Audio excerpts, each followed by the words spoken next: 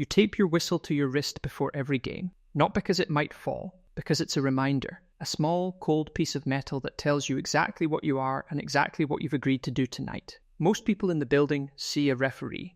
They see the striped shirt and the authoritative jog and the hand signals that look like a language only insiders speak. They don't see the phone call you took at 11:43 last Tuesday night. They don't see the number that landed in an LLC registered in Delaware that your brother-in-law's name is on. They don't see any of that. They see a whistle. You grew up in Akron, Ohio, 3 blocks from a recreation center that stayed open until 10 p.m. because the alternative was the street, and the street had a longer memory than any rec center ever would. Your father refereed high school football on weekends for $45 a game and drove a forklift during the week. He had a rulebook on the nightstand the way other men kept a Bible. You absorbed it without trying to. The geometry of fair, the mechanics of a clean call. By 15, you are reffing junior varsity games at the same rec center for $18 a night, and you are good at it in the way that quiet, watchful kids are good at things. Not loudly, not showily, just correctly, consistently, invisibly. You understand early that officiating is not about being seen. It's about being trusted. The moment a player looks at you and thinks okay, not agrees with the call, but accepts it as legitimate, that's the job. You cannot manufacture that trust. You can only build it over thousands of calls in thousands of gyms until it becomes the air in the room when you walk in. You referee Division III college ball at 23, Division I at 26. The jump from college to professional officiating is not a promotion. It's a reclassification.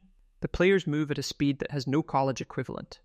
The first time you work an NBA floor, you are standing 12 feet from a 6'7" small forward who changes direction at full speed in less than 1 step, and you realize that everything you knew about reading the game has to be rebuilt from scratch at this new velocity. You spend 8 months studying film, not game film, officiating film, every call from your first season, every position you took, every angle you chose, every time you were out of place by 6 feet when the play collapsed. You track your error rate the way a surgeon tracks complications. You are wrong on 4.1% of reviewable calls in year 1. By year 4, you are at 1.7%. The league average sits around 2.3%. You become known for one thing above everything else: consistency. Not softness, not hardness, consistency. Players learn within 2 minutes of tip-off exactly what you will and won't call. That predictability is a form of fairness. When Darius Garland drives the lane and absorbs contact and you don't blow the whistle, he doesn't look at you with fury. He nods, almost imperceptibly, because he already knew. You told him on the first possession what tonight's game was going to be. That's the job done right. You are 37 years old with 11 NBA seasons on your whistle when a man named Paul sits down next to you at a bar in Phoenix after a Suns game. Paul is not a basketball person in the way that you are a basketball person. Paul is the kind of man who attends games in a suite and leaves before the fourth quarter. He knows your name before you introduce yourself, which tells you everything you need to know about Paul and nothing good. He buys a round. He talks about the game for exactly 3 minutes in a way that demonstrates he watched it. Then he says a number. Not a proposition, not an ask, just a number, the way you'd read a temperature off a gauge. You say you don't know what he's talking about. He leaves a business card face down on the bar and walks out. You sit with your drink for a while, you turn the card over, you turn it back, you leave it there when you go. But you remember the number. You remember it on the flight home. You remember it 3 weeks later when your daughter's college tuition bill arrives and you do the subtraction and realize the math of your life doesn't work the way you believed it did. You call the number on the card. The first time is almost nothing. A game in December between 2 teams with losing records and no playoff implications. Denver at Oklahoma City. You are told that Oklahoma City covers the spread. You don't manufacture calls. That's the amateur version of this, and amateurs get caught. What you do is subtler and more durable. You allow contact on Oklahoma City drives that you would typically call in the first half. You call reaches on Denver defenders in the fourth quarter that are marginal, the kind of play that goes either way on any given night, and on this particular night, they go the way Paul needs them to go. Oklahoma City wins by 9. They were favored by 4. You make 4 calls in the final 6 minutes that each move the number by 1 or 2 points. Nobody flags it. Nobody even argues much. You've set the table so carefully over 3 quarters that the fourth quarter just feels like a game that went the way games go. The number lands in Delaware on Thursday. The second time is harder, not because the mechanics are different. They aren't. But because you are now a person who has done it twice, and the distance between once and twice is infinite in one direction and nothing at all in the other. A man who has done something twice is no longer a man who made a mistake. He is a man with a system. You understand this distinction completely and clearly. You make the calls anyway. By the third year, you are working 12 to 15 arrangements per season. You have developed a taxonomy of invisible manipulation that would read, to any external observer, as the natural variance of officiating. You know which fouls are arguable.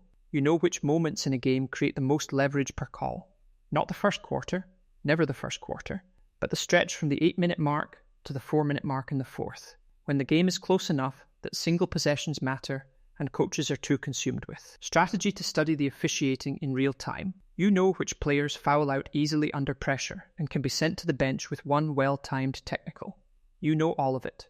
You have learned the instrument so completely that playing it wrong, on purpose in ways no one can hear, is now something you do in your sleep. You are 41 when a sports analytics journalist named Christine Park publishes a piece in The Athletic titled Officiating Patterns and Line Movement in Selected NBA Games, 2019-2023.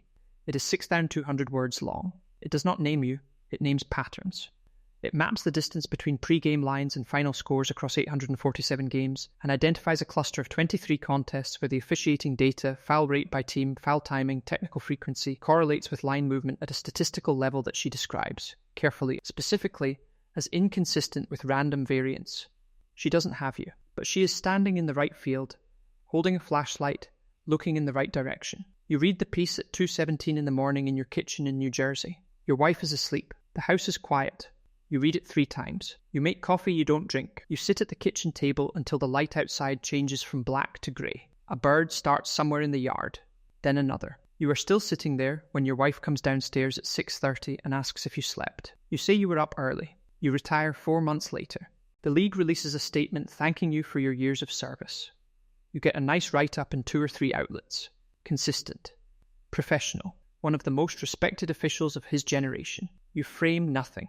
You put the whistle in a drawer in your home office and you don't open that drawer again. Your daughter graduates the following spring. You sit in the 3rd row with your wife and you watch her walk across the stage and you clap. Afterwards she hugs you and says she's proud of you, which is a thing that lands in a specific place in the chest that has no name and doesn't need one. You take the family to dinner.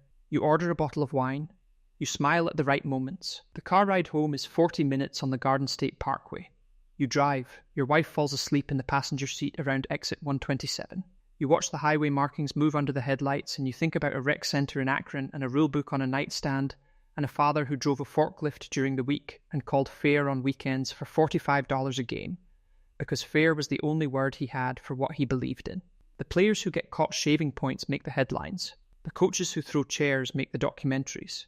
But the man in the striped shirt, the one who learned the game so deeply he could unmake it from the inside, call by call, quarter by quarter, invisibly and without a word, he is the one the system never had a language for. Because we built the whole architecture of sport on the assumption that the referee wants the right call. We never seriously planned for the version who knows exactly what the right call is and chooses otherwise. If that story unsettles you the way it should, subscribe.